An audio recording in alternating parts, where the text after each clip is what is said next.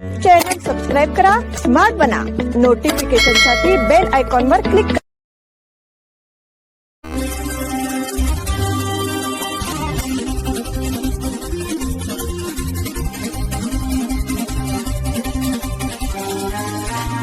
महाराष्ट्राच्या मुख्यमंत्र्याच्या निवासस्थानासमोर धरणे आंदोलनाचा निर्णय.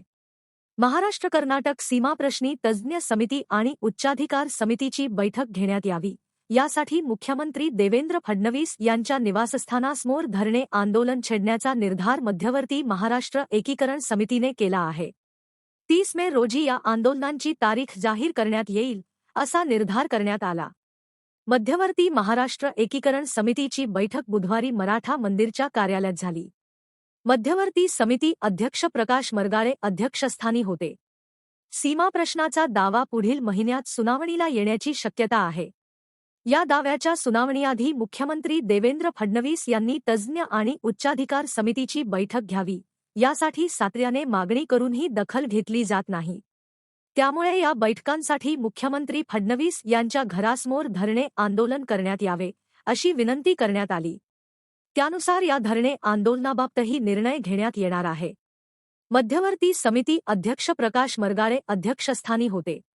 सीमा प्रश्नाचा दावा पुढील महिन्यात सुनावणीला येण्याची शक्यता आहे. या दाव्याच्या सुनावणीआधी मुख्यमंत्री देवेंद्र फडणवीस यांनी तज्ज्ञ आणि उच्चाधिकार समितीची बैठक घ्यावी, यासाठी सातत्याने मागणी करूनही दखल घेतली जात नाही. त्यामुळे या बैठकांसाठी मुख्यमंत्री फडणवीस यांच्या घरासमोर धरणे आंदोलन करण्यात यावे, अशी विनंती करण्यात आली. त्यानुसार या धरणे आंदोलनाबाबतही निर्णय घेण्यात येणार आहे. बकरी ईद पार्श्वभूमीवर गोहत्या रोखण्याची श्रीराम सेनेची मागणी. आगामी बकरी ईद सणाच्या पार्श्वभूमीवर बेळगावमधील अनाधिकृत कत्तलखाने तात्काळ बंद करण्याबरोबरच गोहत्या रोखण्यात यावी, अशी मागणी श्रीराम सेना बेळगाव संघटनेतर्फे जिल्हाधिकाऱ्यांकडे करण्यात आली आहे. श्रीराम सेना बेळगावतर्फे उत्तर कर्नाटक राज्य अध्यक्ष रविकुमार कोकितकर यांच्या नेतृत्वाखाली उपरोक्त मागणीचे निवेदन आज गुरुवारी जिल्हाधिकाऱ्यांना सादर करण्यात आले.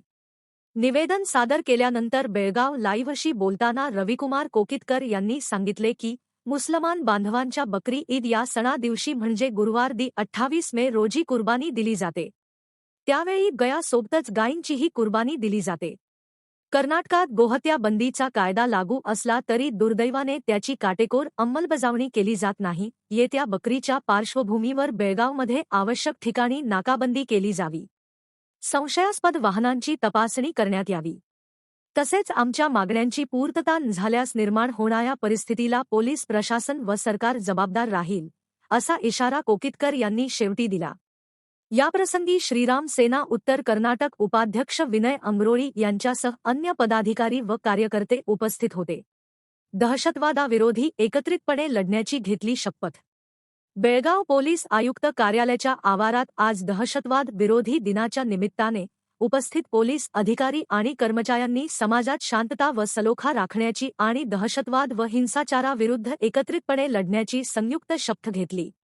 त्याचबरोबर देशासाठी आपल्या प्राणांचे बलिदान देणाऱ्या हुतात्म्यांना यावेळी आदरांजली वाहण्यात आली. जायंटस ग्रुप सखीतर्फे ग्रामस्थांना सामग्रीचे वितरण. जायंटस ग्रुप ऑफ बेळगाव सखी यांच्या वतीने 20 मे रोजी जागतिक मधमाशी दिन उत्साहात साजरा करण्यात आला. यानिमित्त बेनकनहळ्ळी येथे ग्रामस्थांना शेड नेट साखर प्लेट्स वाटप करण्यात आले. पर्यावरणाचा समतोल राखण्यात मधमाशांचे महत्त्व अनन्यसाधारण असून शेती उत्पादन वाढविण्यात त्यांचा मोठा वाटा आहे.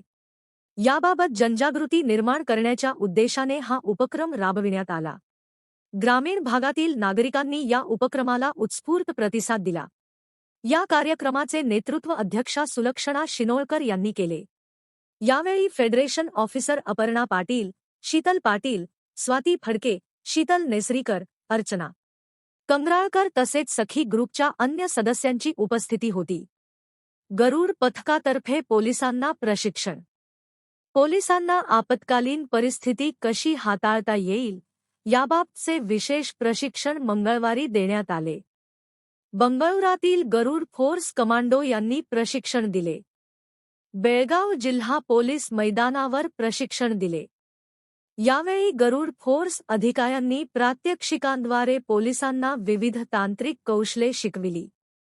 दहशतवादी हल्ले, गुन्हेगारी कारवाया तसेच आपत्कालीन परिस्थिती कशी हाताळता येईल याबाबत माहिती दिली. बंगळूर येथील तज्ज्ञ पथकाने प्रशिक्षणादरम्यान अत्याधुनिक शस्त्रास्त्रांचा वापर, ओलीस ठेवण्यात आलेल्यांची सुटका आणि संशयितांवर नियंत्रण आदी कौशल्यांची माहिती दिली. पोलिसांसह महिला पोलिसांनी प्रशिक्षणात सहभाग घेतला होता. 3 सत्रात रंगणार बेळगाव मराठी साहित्य संमेलन.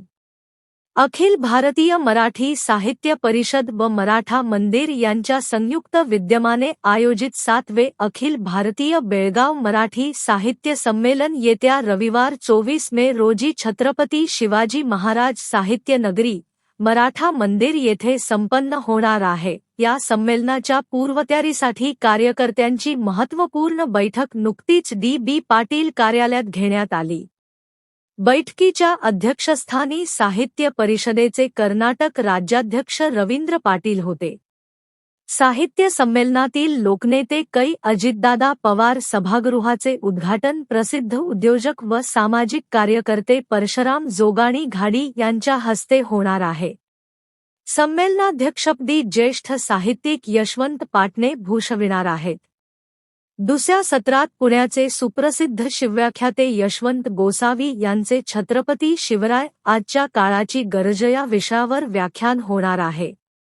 तर तिसऱ्या सत्रात मुंबईचे लोककवी प्रशांत मोरे काळजातल्या कविता ताई व बाप या विषयावर आपल्या सुरेल आवाजात गेयता काव्य मैफल सादर करणार आहेत, अशी माहिती जिल्हाध्यक्ष ॲड. सुधीर चव्हाण यांनी दिली. या बैठकीस जिल्हाध्यक्ष ॲड. सुधीर चव्हाण, उपाध्यक्ष डी.बी. पाटील, खजिनदार एम.वाय. घाडी, शिवसंत संजय मोरे, रणजित चौगुले, एम.के. पाटील, मोहन अष्टेकर तसेच महिला जिल्हा कार्यकारिणी अध्यक्ष अरुणा गोजे पाटील, सविता वेसणे, रोशनी हुंद्रे, स्मिता किलेकर आदी पदाधिकारी व कार्यकर्ते मोठ्या संख्येने उपस्थित होते. सावंतवाडी चंदगड बेळगाव रेल्वे मार्गाचे काम तातडीने सुरू करा. देशातील वाढती इंधन आयात, परकीय चलनाची घसरण आणि वाहतुकीच्या समस्यांवर मात करण्यासाठी कोल्हापूर व कोकण विभागातील प्रलंबित रेल्वे मार्ग तातडीने विकसित करण्यात यावेत, अशी मागणी कोल्हापूर जिल्हा रहिवासी सामाजिक प्रवासी संघांच्या वतीने महाराष्ट्र राज्याचे मुख्यमंत्री देवेंद्र फडणवीस यांच्याकडे एका पत्राद्वारे करण्यात आली आहे. या महत्त्वाच्या रेल्वे मार्गांचे नियोजन मुंबई अहमदाबाद बुलेट ट्रेनच्या धर्तीवर जलद गतीने करून पुढील 5 वर्षात ते प्रत्यक्ष पूर्ण करावेत, अशी आग्रही मागणी करण्यात आली आहे. बेंगळुरात 35 कोटींचे अंमली पदार्थ जप्त. बेंगळूर शहर पोलिसांनी अंमली पदार्थांची विक्री, वाहतूक व सेवनाविरुद्ध मोठ्या प्रमाणावर शोधमोहीम सुरू केली आहे. दरम्यान पोलिसांनी 3 परदेशी, 3 परप्रांतीय व 2 स्थानिक अशा एकूण 8 जणांना अटक करून 35 कोटी रुपयांचे MDMA जप्त केले आहे. त्यात 2 महिलांचा समावेश आहे, अशी माहिती शहर पोलीस आयुक्त सीमंतकुमार सिंह यांनी बुधवारी पत्रकार परिषदेत दिली आहे. हेब्बाळमधील आनंदनगरच्या उन्नती लेआउटच्या मुख्य रस्त्यावरील एका अपार्टमेंटसमोर काही जण वाहनात बसून अंमली पदार्थ विकत असल्याची माहिती मिळताच हेब्बाळ पोलिसांनी छापा टाकून तिघांना अटक केली आहे. समितीचे ज्येष्ठ नेते अर्जुनराव गोरल यांचे निधन. महाराष्ट्र एकीकरण समितीचे नेते, माजी जिल्हा पंचायत सदस्य अर्जुनराव नागोजी गोरल, वय 77, यांचे गुरुवार 21 रोजी निधन झाले. त्यांच्या पश्चात पत्नी, 3 करते चिरंजीव, सुना व नातवंडे असा परिवार आहे. अंत्यविधी उद्या शुक्रवारी सकाळी 10 वाजता मंगाई नगर येथील त्यांच्या पोल्ट्री फार्म जवळ होणार आहे. त्यांच्या निधनाने सीमाभागावर शोककळा पसरली आहे.